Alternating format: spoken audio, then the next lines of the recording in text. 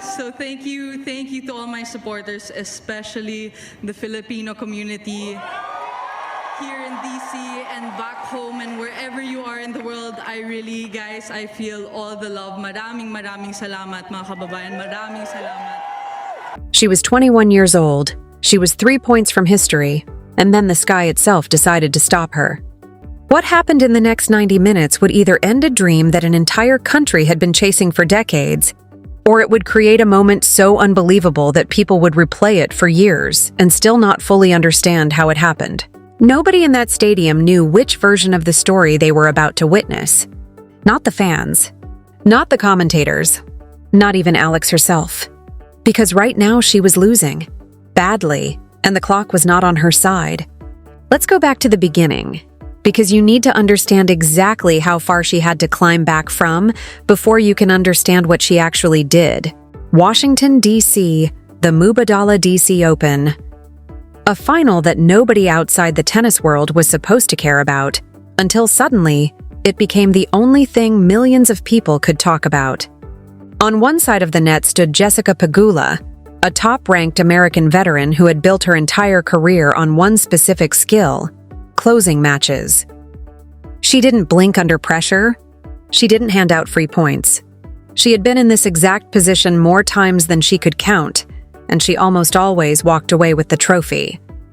On the other side of the net stood Alex, young, rising, talented enough to make people whisper her name in hushed, excited tones, but still unproven on the sport's biggest stage.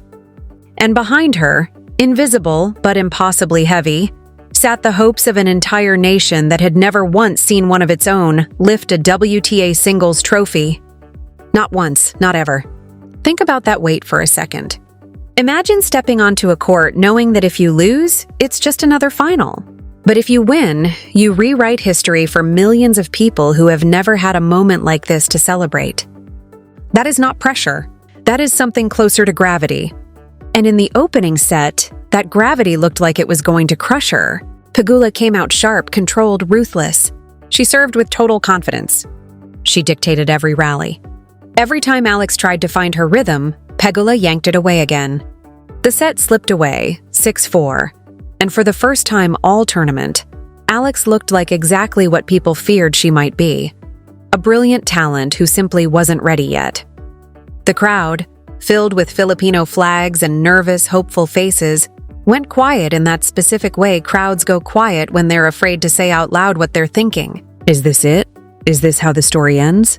And then, just when the match seemed to be settling into its final, predictable shape, something happened that nobody could have scripted. Rain, not a light drizzle. Enough rain to stop play completely, send both players off the court, and leave thousands of fans sitting under umbrellas, staring at an empty court, wondering what would be waiting for them when the players returned. Here's the thing about a rain delay in a tennis final. It isn't just a pause in the weather. It's a pause in momentum. It's a moment that can go one of two ways. It can let a leading player cool down and lose their rhythm, or it can let a struggling player disappear into a locker room, sit with their thoughts, and quietly decide who they're going to be when they walk back out. Nobody knew in that moment which version of Alex was going to return. Because here's what almost nobody was thinking about at the time. Inside that locker room, away from the cameras, away from the flags, away from the noise, a completely different battle was happening. Not a physical one, a mental one. And mental battles, the quiet ones nobody gets to watch, are often the ones that decide everything. When Alex walked back onto the court, something had changed. It wasn't obvious at first. She didn't come out swinging wildly or screaming with newfound energy. It was quieter than that, steadier. She stopped trying to overpower Pegula and started trying to outlast her. She gave herself more margin on her shots. She extended rallies instead of rushing to end them. It looked, to the untrained eye, like barely anything had changed at all. But watch closely and you'd have seen it.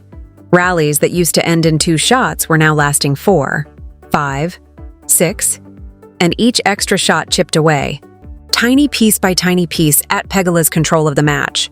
The crowd felt it before the commentators could even explain it. That's usually how it works. The energy in a stadium shifts before anyone can put words to why. Every long rally Alex won got a louder cheer than the one before it. Every hold of serve felt like a small, quiet victory being banked for later. And somewhere in the middle of that second set, the entire emotional temperature of the match flipped upside down. Pegula, to her credit, did not panic. Champions rarely do, not on the surface anyway. She kept serving with intent. She kept pushing forward, looking for the one opening that could shut the door again. But something had shifted that even her experience couldn't undo. Momentum, once it turns, does not politely ask permission before it keeps moving. It just keeps moving. And it kept moving toward Alex. Every game now felt like it carried more weight than the last. Every deuce felt like a held breath. You could see it in the way both players moved between points. Pegula, searching, recalculating, trying to find the version of herself that had dominated the first set. Alex, calm, present, almost eerily unbothered by the size of the moment she was standing inside of. When Alex finally captured that second set 6-4, the sound that came out of that crowd wasn't just applause. It was disbelief turning into hope, turning into something almost unbearable to sit inside of. Because now the impossible had become possible. The match was even. One set apiece, and suddenly, everyone in that stadium and millions of people watching from thousands of miles away in the middle of the night realized they weren't just watching a tennis match anymore. They were watching the setup for something that might actually change history. But here is where you have to remember something important. The hardest points in any sport are never the ones in the middle of the fight. They're the ones at the very end, when victory is close enough to touch, but not yet close enough to hold. That's when nerves attack hardest. That's when hands start to shake just slightly. That's when years of training either hold up under pressure or crumble the second it matters most. The final set began, and it was immediately clear that something inside Alex had settled into a different gear entirely. There was no hesitation left, no second guessing. She served with authority. She returned with intention. Every single point she won pushed Pegula one step further from the version of herself that had looked untouchable just an hour earlier. And every single point Pegula lost seemed to chip away just a little more at the composure she had built an entire career on. This is the part of the story where you'd expect drama. A screaming comeback. A miracle shot. Instead, what actually happened was almost the opposite. And somehow that made it even more powerful. Alex didn't need fireworks. She needed control. And point after point, game after game, she simply refused to give it up. The gap between the two players, a gap that had looked enormous just one set earlier, kept shrinking and shrinking until it disappeared completely, and then kept going in the other direction entirely. By the time the final set reached its closing games, something had happened that almost nobody inside that stadium could have predicted 2 hours earlier. The higher-ranked player, the proven closer, the veteran who had spent years learning exactly how to win matches like this one, was now the one searching for answers. And the 21-year-old who had lost the first set and looked shaken by the occasion was now playing like someone who had already decided how this story was going to end. Then it happened. One final exchange. One last ball. One mistake from the other side of the net. And it was over. Final score, 4-6, 6-4, 6-0. Read that final set score again. 6-0. After losing the first set completely. After a rain delay that could have broken her rhythm forever. After facing one of the most experienced closers in the sport, Alex didn't just come back. She obliterated the momentum in the other direction so completely that by the end, it didn't even look like the same match anymore. And the moment the last point landed, everything changed. Alex raised her arms, and for a split second, you could see it on her face. That particular kind of disbelief that only shows up when your body understands what just happened before your mind has fully caught up. Around the stadium, flags that had been waving nervously all afternoon were suddenly waving with pure, unfiltered joy. Strangers hugged each other. People cried, the kind of crying that happens when you've been holding your breath for so long you forgot you were doing it. And thousands of miles away, in homes across the Philippines, in the middle of the night, Families who had stayed up watching a live stream on their phones erupted with a kind of celebration that had nothing to do with just one tennis match. Because this wasn't just a title. This was the first time in history that a Filipina had ever lifted a WTA singles trophy. Let that sink in for a second. Not the first time in a while. The first time ever. Somewhere, in a small room lit only by a phone screen, a young girl who had never seen anyone who looked like her when something like this was watching it happen live, and something inside her shifted permanently. That is the part of this story that statistics can never fully capture. The scoreline will tell you 4-6, 6-4, 6-0. It will tell you about a rain delay and a comeback and a final set that turned into a rout. But it will never tell you that turned into a rout. But it will never tell you about the version of the future that got rewritten the moment that trophy was lifted. Because here's what almost nobody was talking about in the hours right after the win. The story didn't actually end in Washington. It only just began there. Before this tournament, Alex was known as one of the most promising young players in tennis. Someone people talked about with cautious optimism, the kind of talk reserved for players who might become something special one day. That word, might, carried a lot of weight. It left room for doubt. It left room for the possibility that the breakthrough moment might never actually come. After Washington, that word disappeared completely. She was no longer a prospect. She was a champion. And in professional sport, that single shift in language changes absolutely everything about how a career unfolds from that point forward. Every opponent she faces from now on will prepare differently, knowing exactly what she's capable of when the pressure is highest. Every tournament she enters will carry heavier expectations, because now people know what happens when she's pushed into a corner. And every match she plays will be watched by more eyes than ever before, because the entire tennis world just learned something about her that cannot be unlearned. She does not fold under pressure.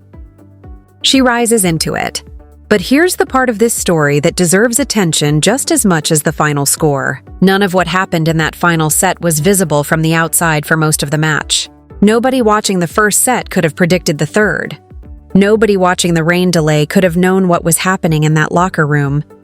The turning point of one of the biggest wins of her career happened quietly, away from cameras, in a moment where all she had was her own mind and a decision to make about which story she was going to believe. Was this a match that was slipping away from her, or was this a match that was still waiting to be won? She chose the second story. And then she spent the next 2 sets proving it was true. That is the part of this entire event that should stay with you longer than the scoreline does. Not the trophy, not the ranking points, not even the historic nature of the win itself.